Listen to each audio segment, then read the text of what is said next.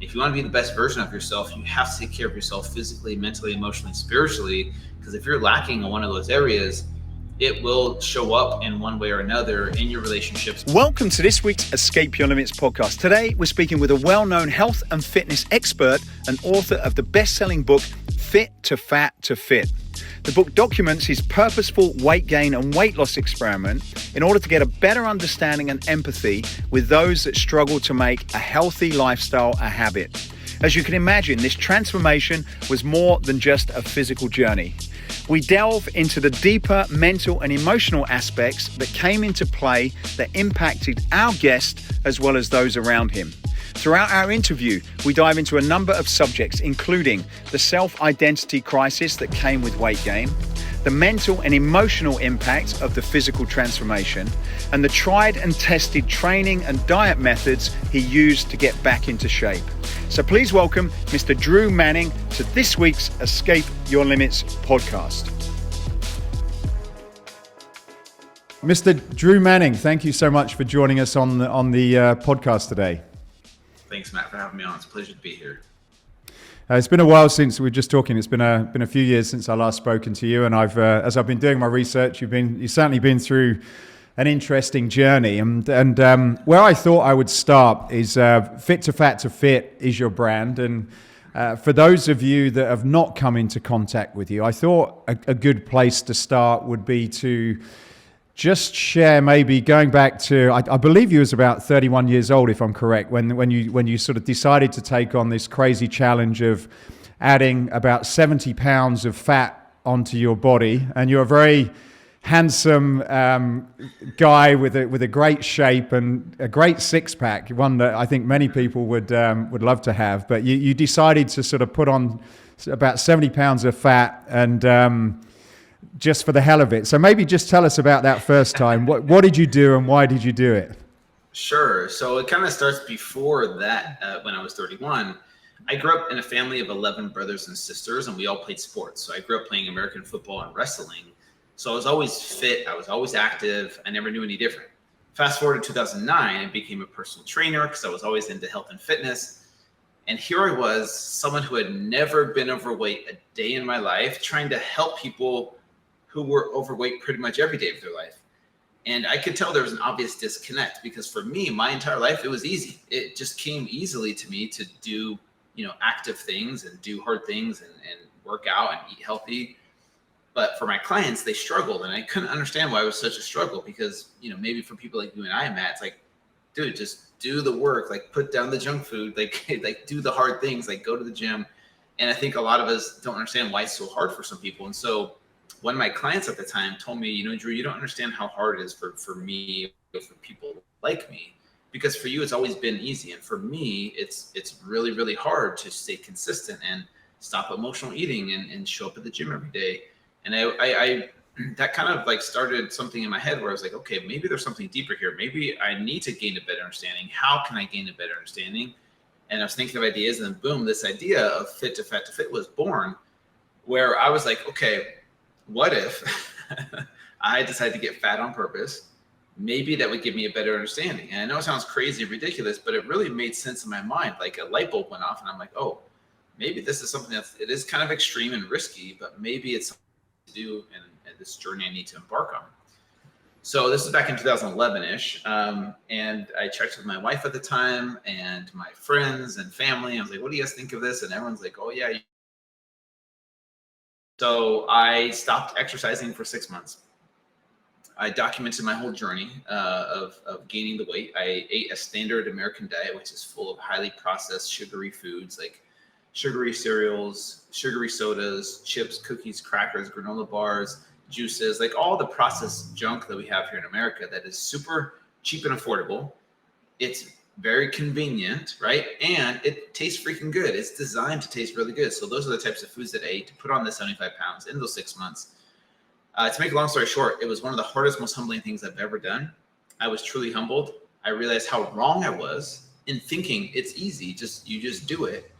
And it really opened up my eyes to the mental and emotional side of transformation. And that's where Fit to Fat to Fit, this whole brand was created from that first experiment I did back in 2011.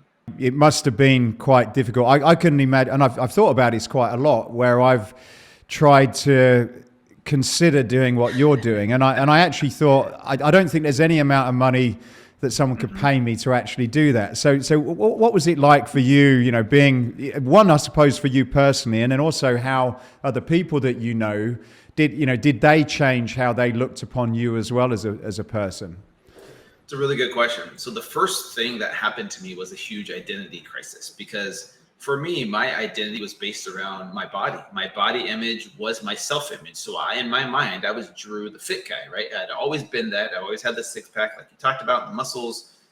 To give that up and to lose that, I kind of lost myself. Where I'll be honest with you, I freaked out. Like, I wanted to go up to strangers in public and tell them that I wasn't really overweight, that this was just an experiment. I wanted to show them my website and my before picture, and let people know, like, hey, this is the real me. This isn't like what I normally look like.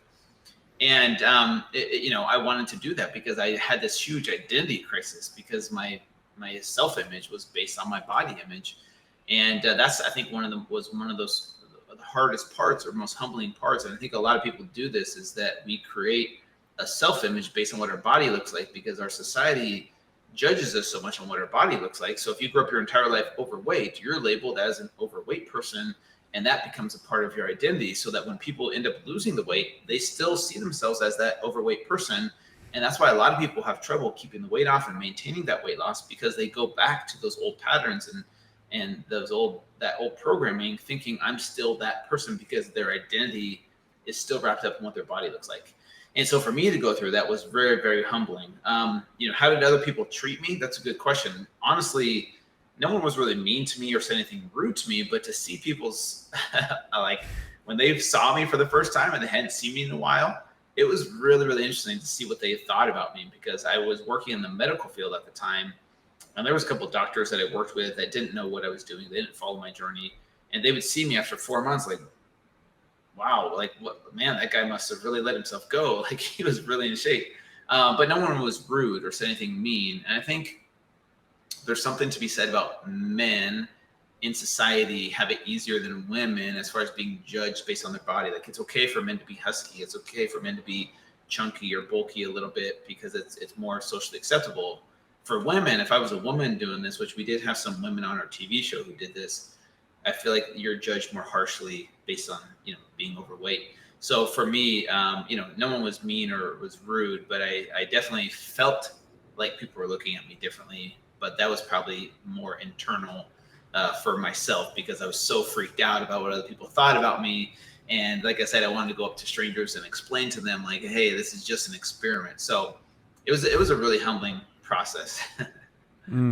I saw that you follow Tony Robbins, and one of the things I did some work with him a long time ago, and one of the things that he said is about one of the strongest forces in our personality is this human need to remain consistent with how we define ourselves. And I suppose for you must have had to have gone through a mental shift, like entering in that process and then going through that. Like, how did you change your identity, or did you manage to sort of temporarily uncouple yourself for it, as almost like ignoring who you were and sort of trying to sort of almost live these two personalities in your head at the same time?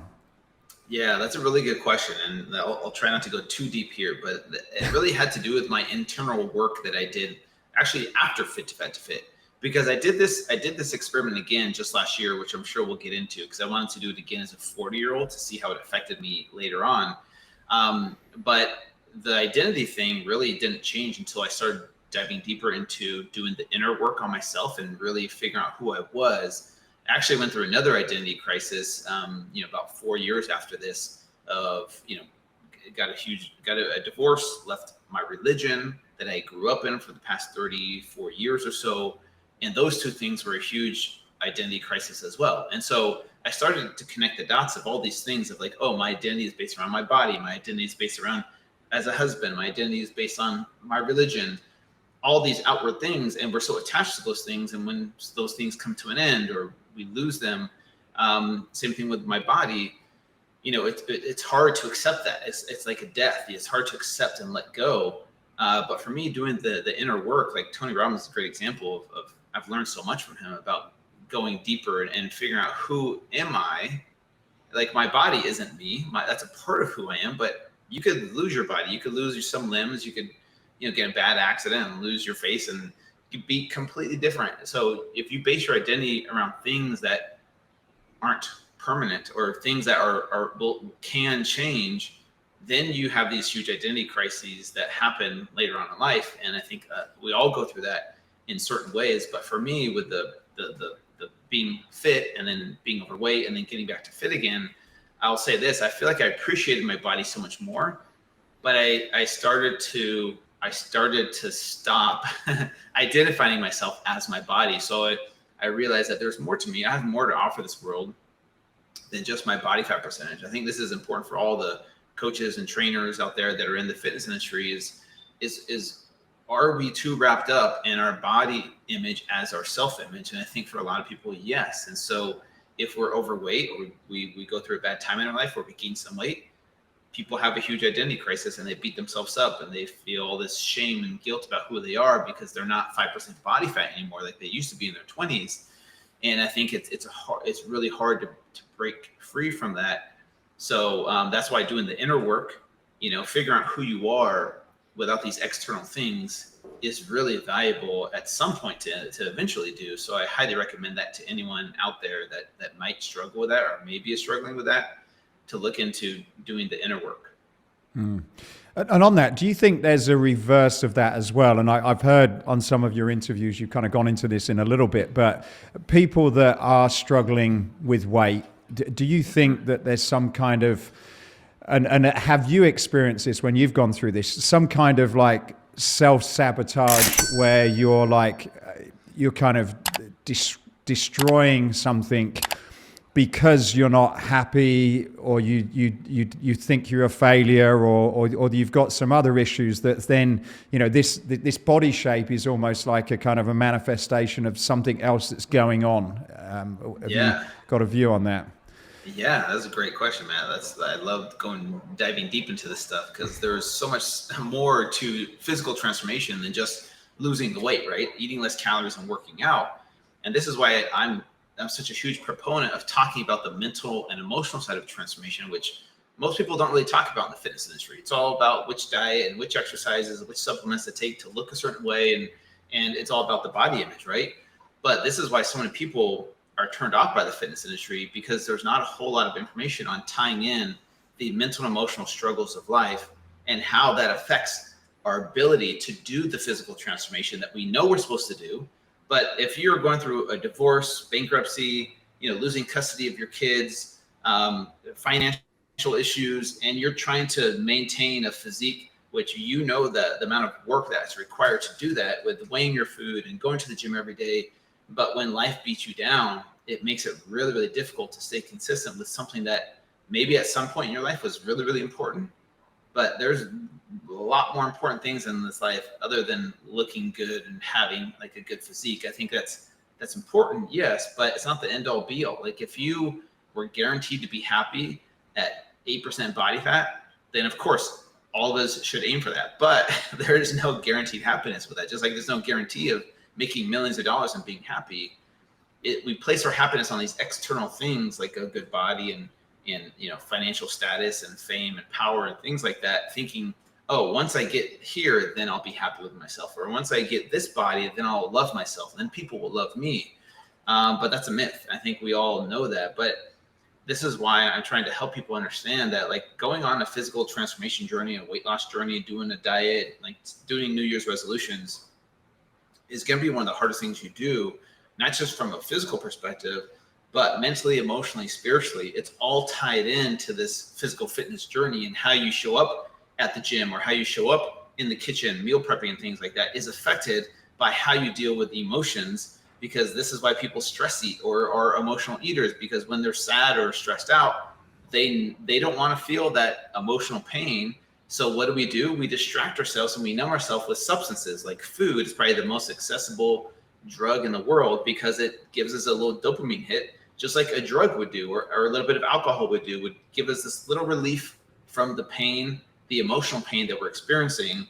And food is one of the easiest ones because it's legal. It's not illegal like cocaine or heroin, but it does the same thing to us. And so we're stuck in this vicious cycle of like anytime we're stressed out or we're feeling emotional pain, we don't like that. So we want to numb or distract ourselves with some kind of substance that's easy to access, that tastes really good, and makes us feel temporarily like relief from that pain.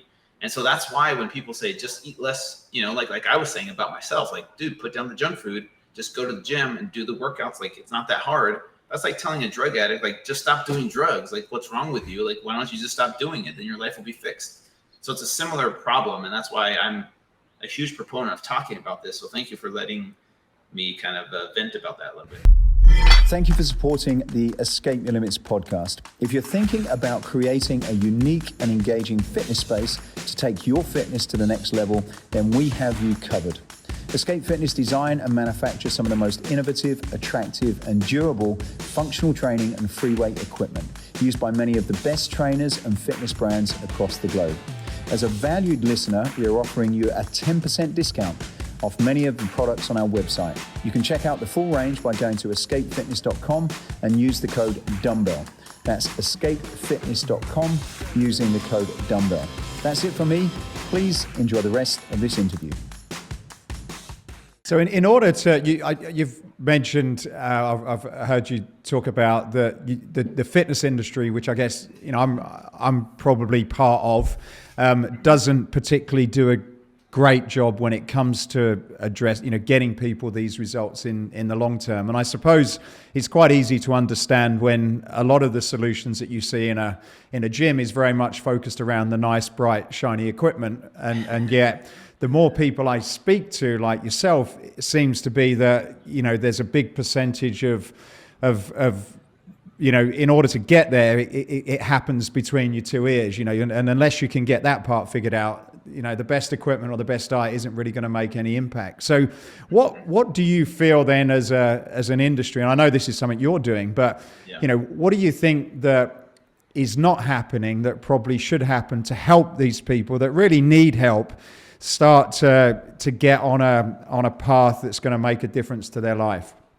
Yeah, that's a really good question. And man, I wish I had such an easy answer for this, but it's really hard because we're dealing with people's emotions, and there's no one size fits all approach that is really going to help fix people's emotional challenges or traumas that they've been through.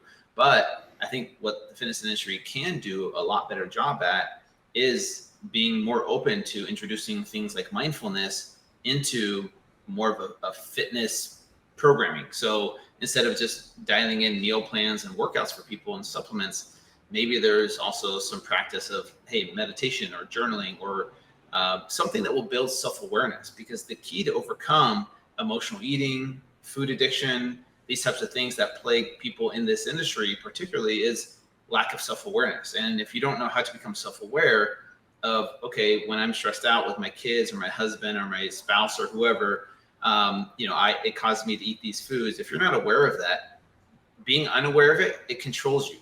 As you become aware of it, then you can be more in control of it. And so I think it's time that we as an industry maybe open the doors to, things like more that are in line with mindfulness and wellness that tie into helping people overcome those mental and emotional challenges, which then makes the physical fitness journey of exercise and eating healthy so much easier once they've dealt with these emotional issues. But sometimes we just try and package it up into this really pretty picture of these magazines and social media of like, oh, lose 30 pounds in 30 days with this diet and look like this person. And there's flashes of those images for people to be, thinking that's what they're going to get. If I do this, I'll look this way. If I look this way, then I'll be happy. And then all my problems will go away. And I think we're kind of doing a disservice to people to be like, no, that's not really how it's going to work. Like, yeah, you could lose some weight doing this program, but maybe there's something we can do to help you on the mental and emotional side first and foremost, before we even start exercise. That's something that I'm trying to do. But like I said, it's really hard because it's not sexy to sell a self-love program for that's 40 years old versus like, hey, get shredded in 30 days. Like, people will jump all over that and they'll pay for that. So it's hard because we were trying to give people what they want instead of what they need, because people are going to pay for what they want. They don't really want to pay for what they need. So it's going to take some time. And I wish, like I said, there was an easy solution. But like if you have someone like Tony Robbins, you go and listen to his content, or there's all kinds of spiritual leaders out there that teach these kinds of principles. If people in the fitness industry could get access to that first and foremost, and then apply those things in the fitness industry, then I feel like they would actually be happier and healthier with their bodies. And yeah, it wouldn't be all about body image. It wouldn't be all about getting the skinny body or getting the look that we think is going to make us happy, but it would be more so about living that lifestyle and developing those healthy habits, not in order to get a body that you think is going to make you happy, but in order to feel better. Like, you're going to feel better if you eat healthy food. You're going to feel better if you get really good sleep. You're going to feel better if you exercise. So maybe instead of making it about just body image, maybe we make it about, just overall health and wellness. But like I said, it's a really, really hard thing to sell to people because people want the allure of, the sexy body. So I'm open to the ideas or suggestions that you might have as well, Matt, but that's kind of my 2 cents.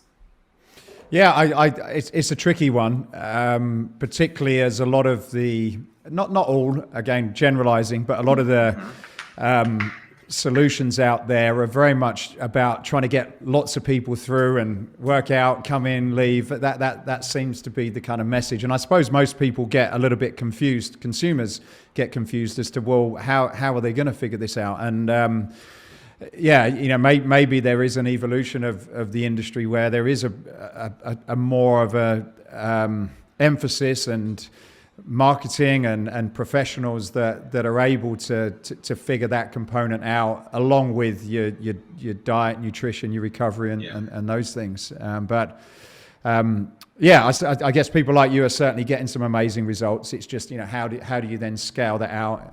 And maybe you don't. Well, one of the things that I'm trying to do, like you mentioned, is like weave in this mindfulness approach where all of my programs do have some type of mindfulness or meditation built in there, breath work, journaling, gratitude lists, positive affirmations, things that you normally wouldn't find in a fitness program. But that's kind of what people's homework includes on top of the meal prepping and the workouts, which we know we're supposed to do.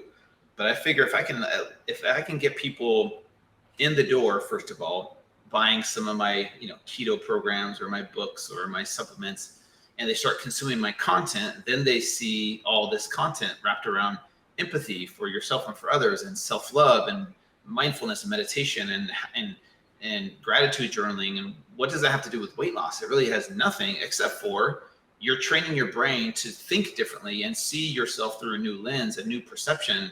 And if I could get people to think differently of success in the fitness industry looking different than what we've been sold or told to think, then they start to realize, oh, there's more to this journey than just losing weight. Drew's talking about loving myself instead of hating myself to skinny. Maybe there's something to that. And so I think as fitness professionals, hopefully, we can talk more about these things on the mental and emotional side.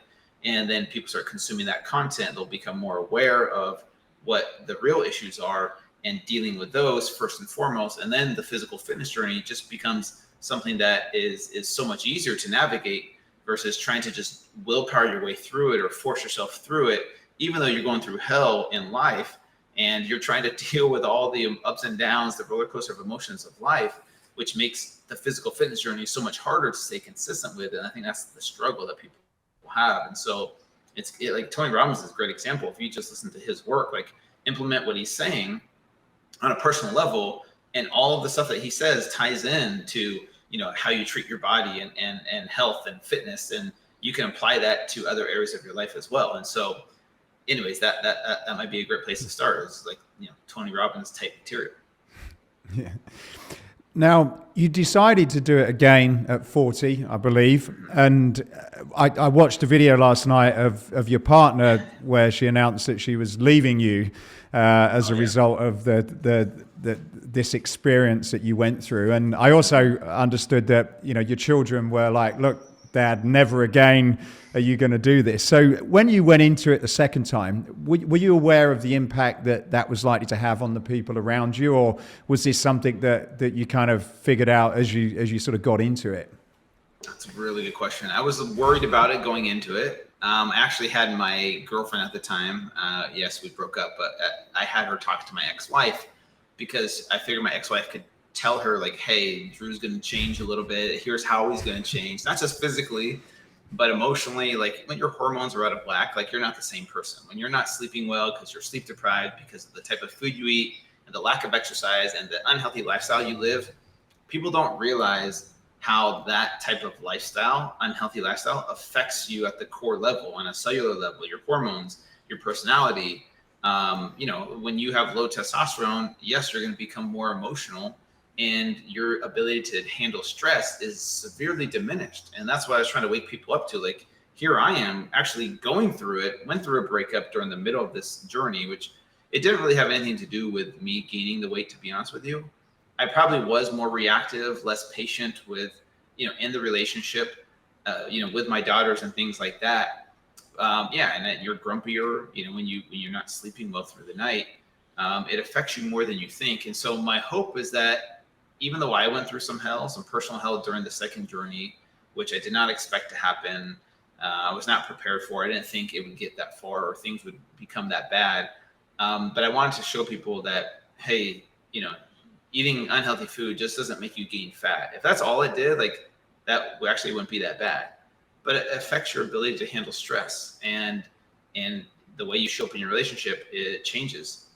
And so you want to be a better husband, you want to be a better dad, you want to be a better employee or business owner, take care of your physical health first and foremost, because when things are aligned and your hormones are balanced and you're sleeping well through the night and you're able to be more present with those that you love, you're a better version of yourself. You really are.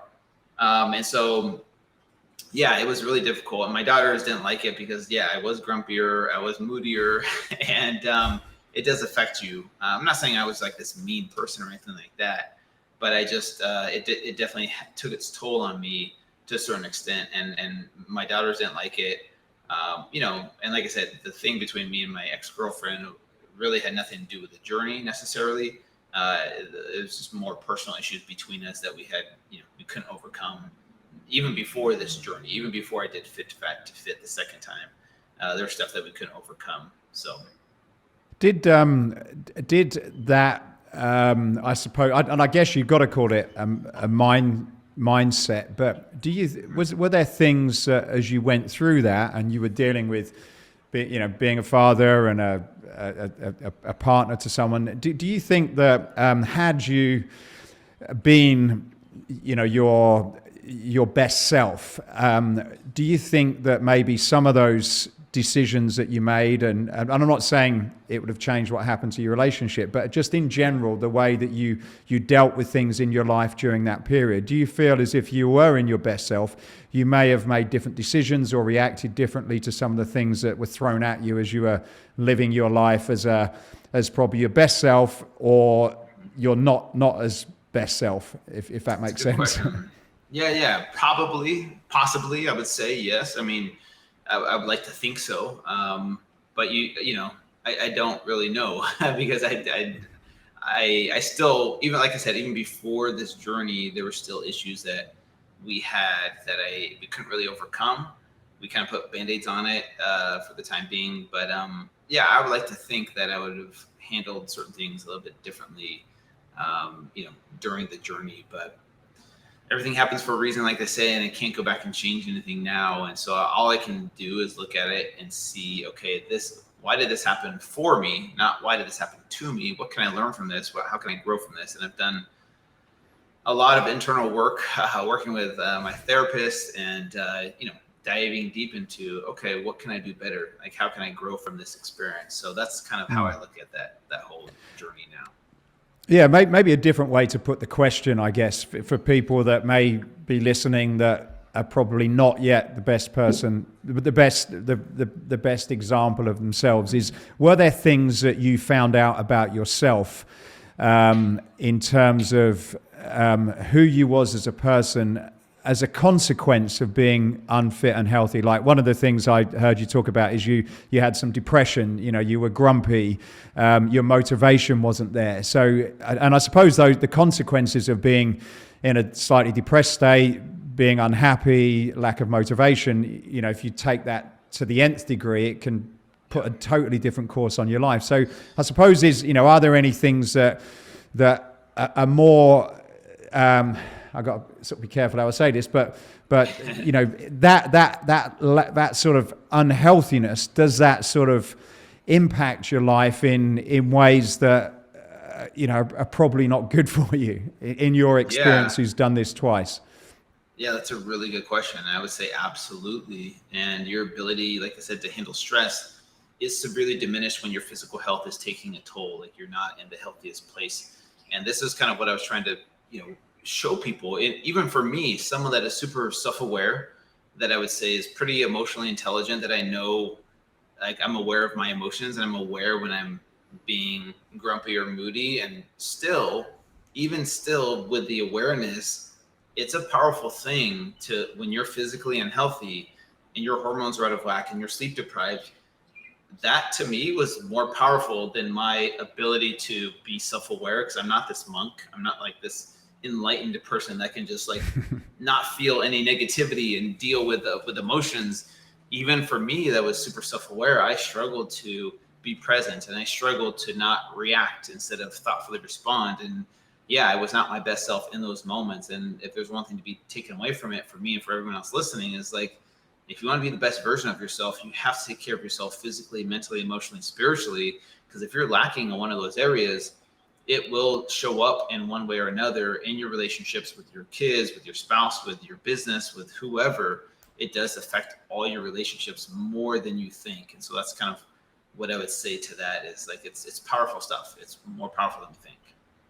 So in terms of motivation then, obviously if someone's embarking on a journey to improve their physical body, lose weight, then one of the things that we all talk about is we've got to do exercise. And I've been involved even in these situations. It's like, well, look, just get up, go, put your running shoes on, go and have a walk or a run, get your ass to the gym. What are you complaining about? Now, I've obviously never been able to understand, and I know you use this word empathy a lot, but I would like to be able to understand, is it a case of, you're just lazy and you're not doing the work? Or are you, when you are carrying that amount of weight and you're probably eating crap, does the level of your motivation to be able to do basic things change in any way? And again, someone who's sort of been on both of those sides, at least a couple of times, what happens on that motivation piece? Yeah, I think it can be a little bit of both, to be honest with you. It can be us choosing the easier path. I think the hard part, Matt, is that we've built this life of comfort, especially in these first world countries, like the US, for example.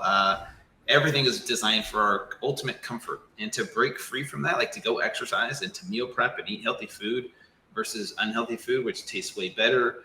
It's cheaper, more affordable, it's more convenient.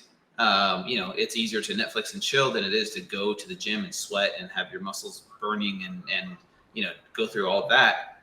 It's really, people choose the path of least resistance. People choose the easier path. And I think it also has to do with the emotional side of maybe not feeling worthy, or not feeling that they're capable or they deserve to feel healthy.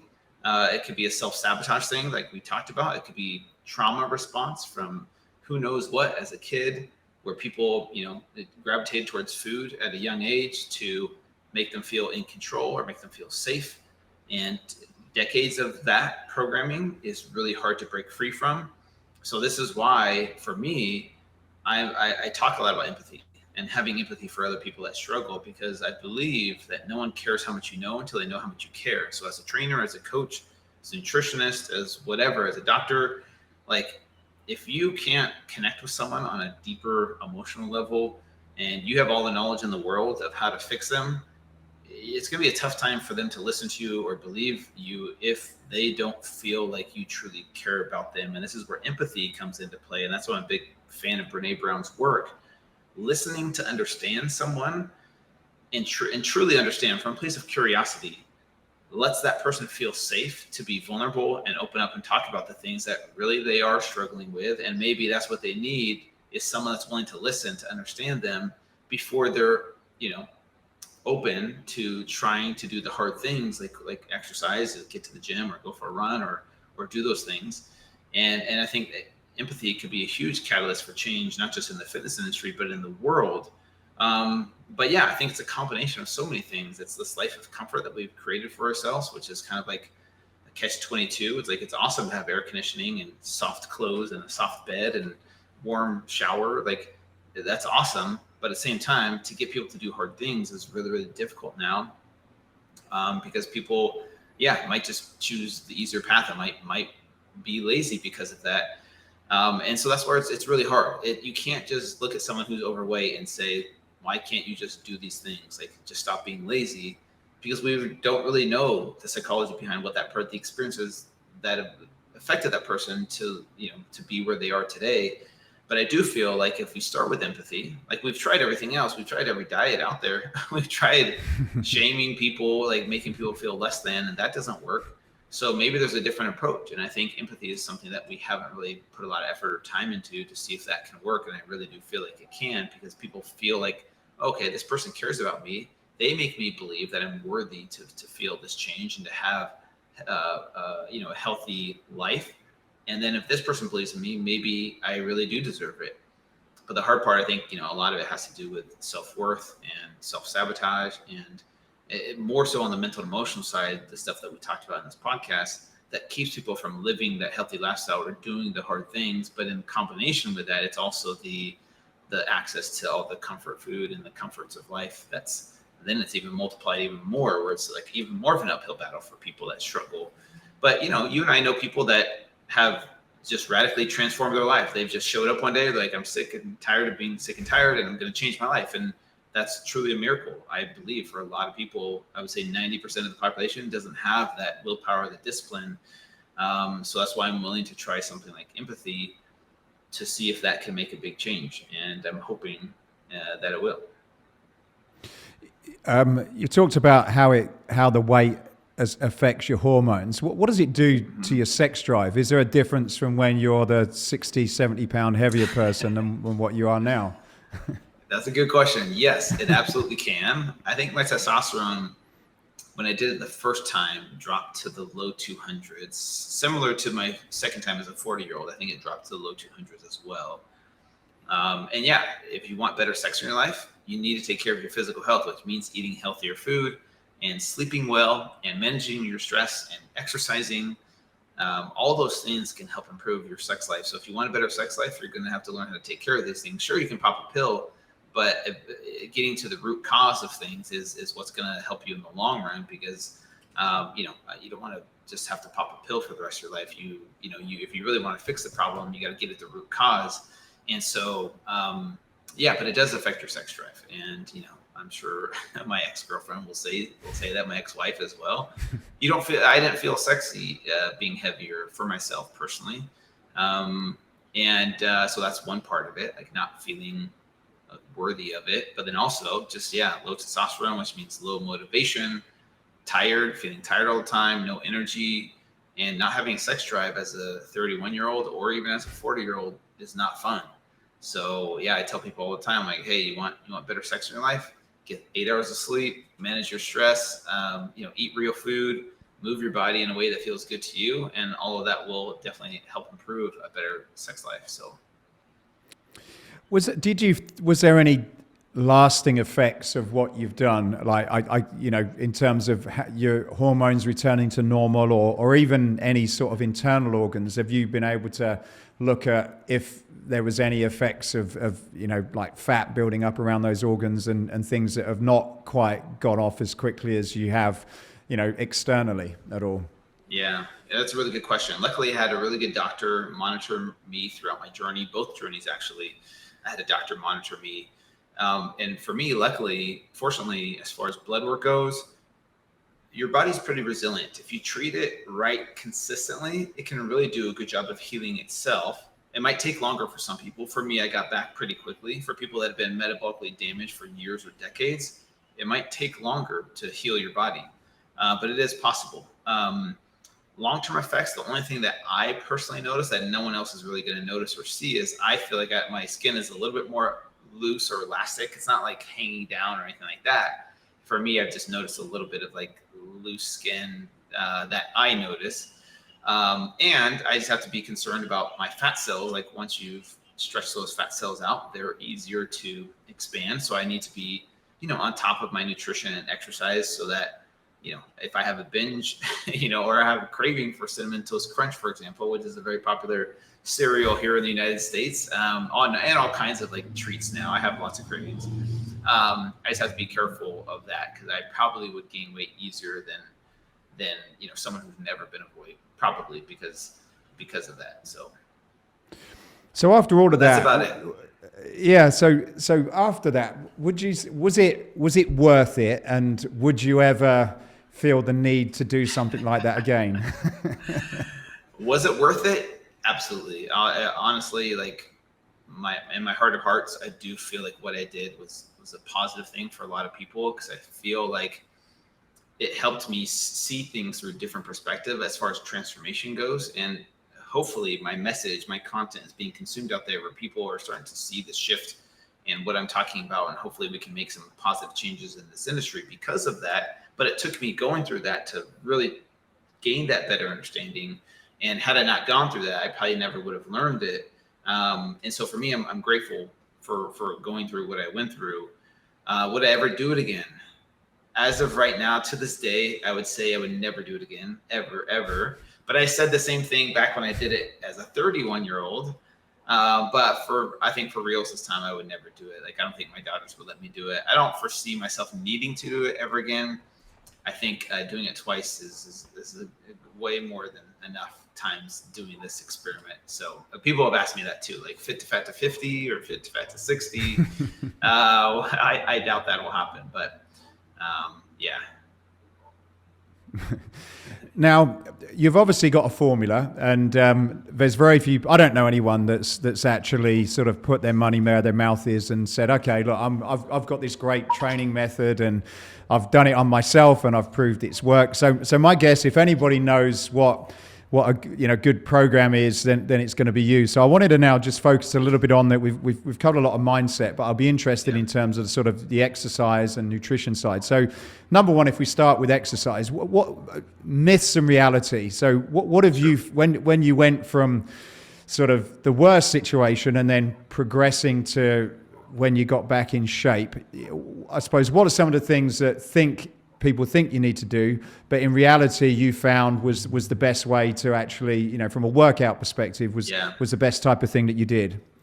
Man, that's a really good question. And honestly, the whole concept of cardio, like long distance, like hour-long cardio, the longest cardio I think I ever did during both journeys was 20 minutes of high intensity interval training cardio, where you're sprinting for 30 seconds, for example, and then you walk for 30 seconds and repeating that cycle for a total of 20 minutes. Not once did I do anything cardio-wise above and beyond that during my weight loss journey on both experiments. So I think the whole myth of hours of cardio to burn X amount of calories, most of the days, Monday, Wednesday, Fridays, were focused on resistance training, supersets, mostly is how I structured my workouts. So minimal rest in between, lifting heavy or moderate to heavy weights. Some of those days, there was a beginning phase where I didn't do any weights, just mostly body weight exercises, but eventually got into some heavier lifting as the journey went on. But yeah, the whole myth of like cardio and needing to do cardio, like I said, the longest I ran was like for 30 or 40 seconds at a time, and then recovered and then repeated that. Never once did I do like a 30 or 60-minute run like you might see some people do. And with the strength training then, was it fairly basic? Were you using squats, deadlifts, bench press, keeping to fairly traditional exercises, or did you do anything that's a little bit different or unusual? Yeah, I wouldn't say really different or unusual. It depends on obviously who you're asking. It's all relative, right? But mixing in some body weight stuff, so I would do some CrossFit style type workouts like Metcons. But I don't think, burpees, I don't think those are too crazy, or box jumps are too unusual. But I think functional movements is what I mainly focused on. So yeah, squats, deadlifts, bench press, thrusters, pull-ups, push-ups, sit-ups, a lot of the basic movements. But then, I would do some unilateral movements, with my legs. So like one-legged reverse lunges, or military press, one dumbbell, while standing on one leg, those kinds of things, I think are just, I'd mix those things in there. But if you look at my programming, it's mostly basic stuff sprinkled in with a few, of those quote unquote unusual movements, I guess. So what about from a diet perspective? I know you're a big keto fan, and that's I guess that is quite controversial. Some people seem to be kind of in very different camps as it relates to that. But what have you found has worked in terms of your diet, and is keto a big part of you losing weight, quite rapidly? Yeah. What's interesting, Matt, is the first time I did it back in 2011, a lot of people thought I used keto, but keto wasn't really mainstream yet. Back in 2011, it wasn't really big. And so I didn't do keto the first time. I used more of a paleo-ish approach where I would eat 6 small meals throughout the day. Every 2 hours or 3 hours, I would eat something higher protein, moderate carb, moderate amount of fat. That's kind of was my approach the first time around. And guess what? It worked. As far as weight loss and body composition goes, I got back to fit. Fast forward to last year when I did it again, I'd used keto intermittent fasting as a protocol. And guess what? It worked too. I lost weight and got my body fat down to where I started. And so there's a lot of methods that work as far as pure weight loss goes. For me, I think I enjoy keto more so because of how my brain felt. I love the mental clarity that I get from a ketogenic diet.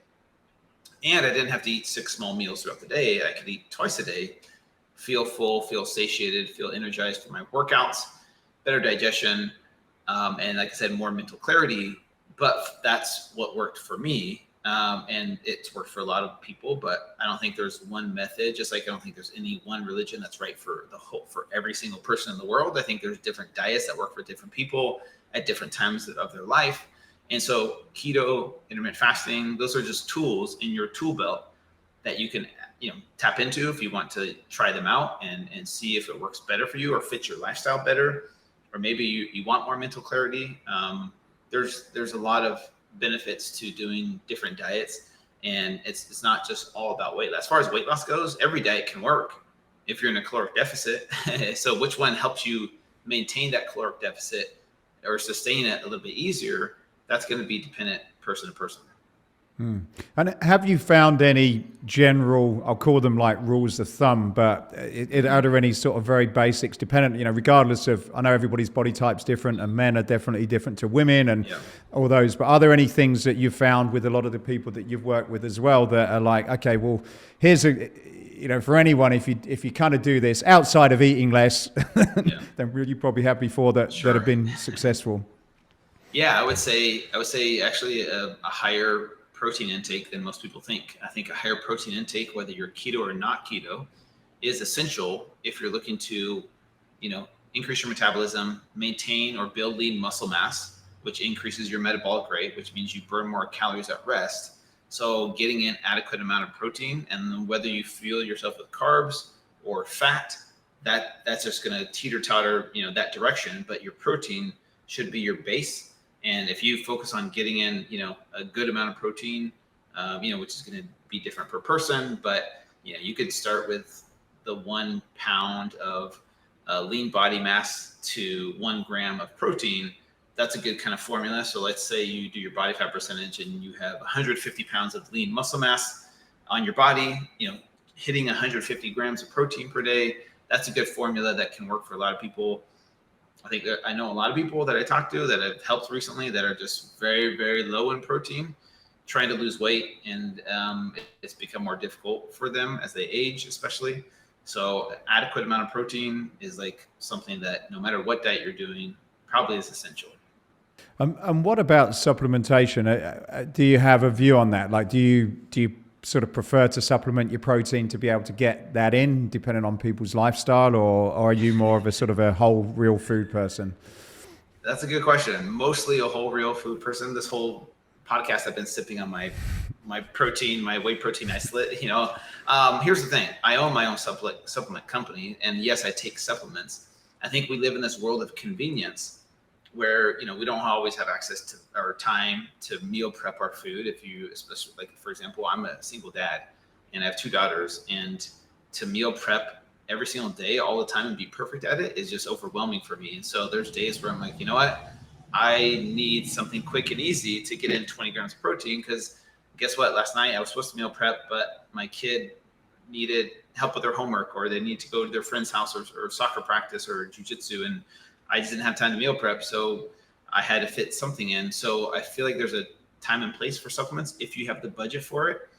Is it necessary? No. If you have the time to meal prep and cook and have the food ready to go, like, by all means, like, I would stick with whole food as much as possible. But I think it's more of a convenience thing, the busy lifestyles that we live nowadays, or a meal prep company of some type. So I would lean more towards the whole food approach. But, if you're busy, the supplements are there to help make that healthier lifestyle more convenient, which I think works for most people. Right. And then what about rest and recovery? Have you found that when people get involved, try to lose weight, they go too hard and they're not getting that rest and recovery? And how important is it to you? I myself, I've learned a lot. I've sort of, I use an Aura ring that's really helped me to appreciate the fact that I've not really slept enough. And when I start getting my sleep, my workouts go up and my mood improves. So is there anything that you've learned on your journey regarding that area? Yeah, that's a really good question. So I used my Whoop device for my Fit to Fat to 40 journey that I just recently did. Unfortunately, it wasn't around the first time I did it, but it was really interesting to see how an unhealthy diet and lifestyle affects your sleep, your recovery, all of those things. And yeah, my HRV went from like upwards of close to 100 down to like the low 40s during my entire journey. Like, it was just, that was my average. Drinking alcohol before bed, eating sugar before bed is probably like the worst thing you could do for your body. And so it's interesting how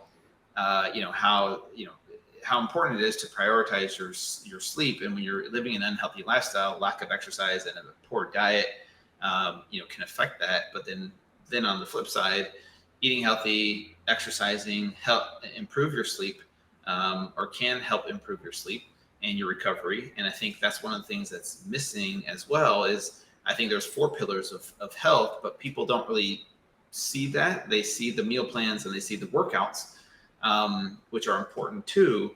But people are like, oh, grind, hustle, like, sleep when you're dead type mentality. And that's cool and all. It doesn't work for most people, because your body needs a certain amount of time to repair and recover from what it just did in the gym. And I like the whole quote, I'm not sure if it's even a quote, but mentality of like, your muscles are, broken down in the gym and then they're rebuilt while you sleep.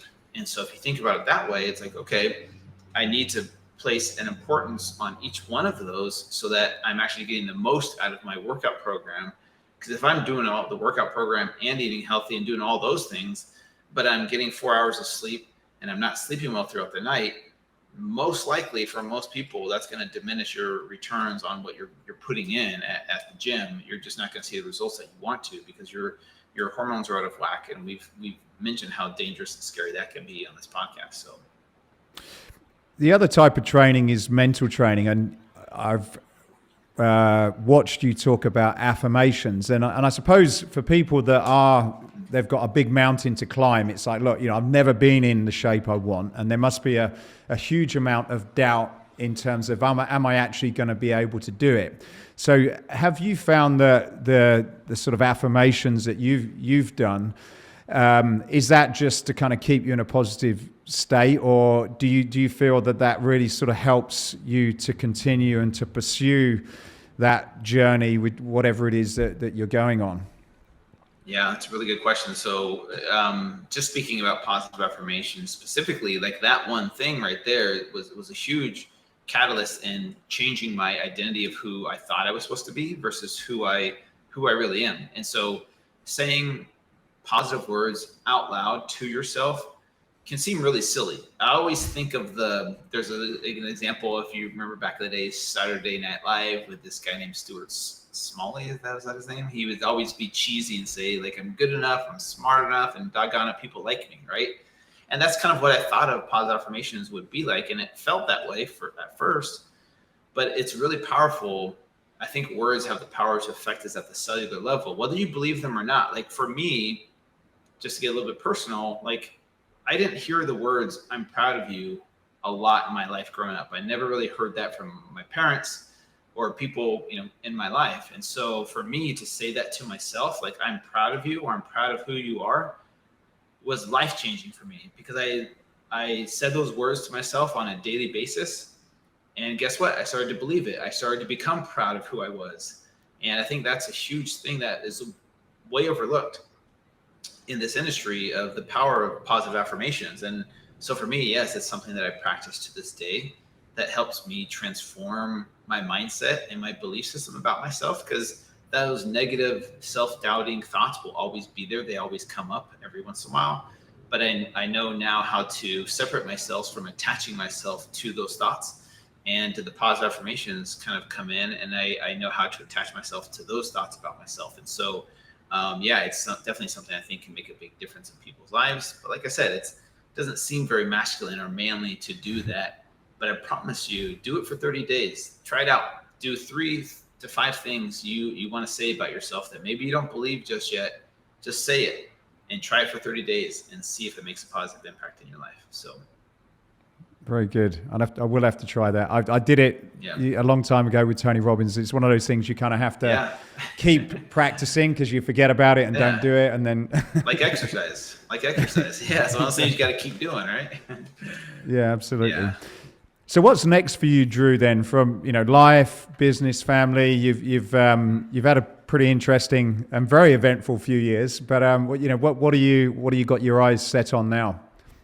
Yeah, so I recently moved to the island of Hawaii, the big island out here in Kona, just last year, June. So that's a huge change for me and my family. We've relocated out here. I'm still running my Fit to Fat to Fit brand. I have a team that helps me with that, my supplement company called Complete Wellness, all my digital programs and things like that. But I'm looking to dive deeper into transformation and possibly starting a retreat based out here on this island, because there's a lot of magical places to go here that are life-changing and transformational. Every time my friends come visit me, it's weird how once you move to Hawaii, now all of a sudden all your friends want to come visit you and stay with you once you live here.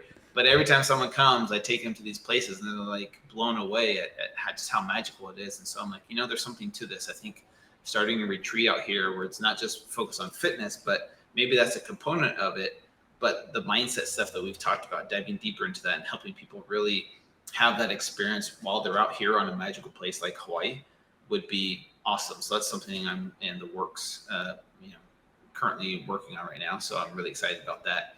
As far as like anything big, like a Fit to Fat to Fit experiment, don't count on that anytime soon. So I'm still kind of getting settled in. So there's no like huge plans of like anything big just yet.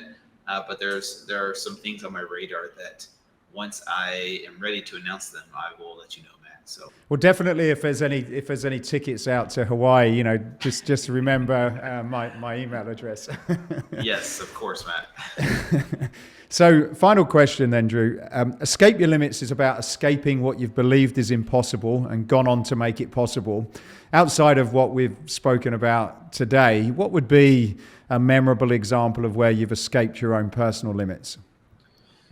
That's a good question. A couple things. One, on a physical level, I did something in 2020 right before Fit to Fat to Fit. Again, actually, I did a 100-mile run in 24 hours, and that for me seemed impossible because I've never even ran a marathon. I've never even ran a half marathon. So to go from like 0 to 100 was like seemed impossible for me, and that was like it wasn't just physical; it was also mental and emotional. Like to run for 24 hours straight and get in 100 miles was really, really hard for me, but I did it. But more so on like the mental and emotional level, I would probably say finding happiness again after a divorce, I think, or even a breakup. For me, I think a lot of people think that's impossible for them if they've been through like real heartbreak. But being able to find happiness again after that identity crisis, I think is something that has also helped proven to myself that I can do the impossible in my life. And that might look different for each person, but those are just 2 examples. Fantastic. Well, Drew, thank you so much for your time. Appreciate what you've shared. It's been been a very sort of interesting learning curve for me, and I hope it's been valuable for anyone that's listening. So thanks again, and best wishes in the future. Yeah, thank you. My pleasure. Hey, I hope you enjoyed this podcast. If you did, then please go over to iTunes and subscribe to the Escape Your Limits podcast. Leave a review, leave a comment. It really would help us a lot to continue to keep these going.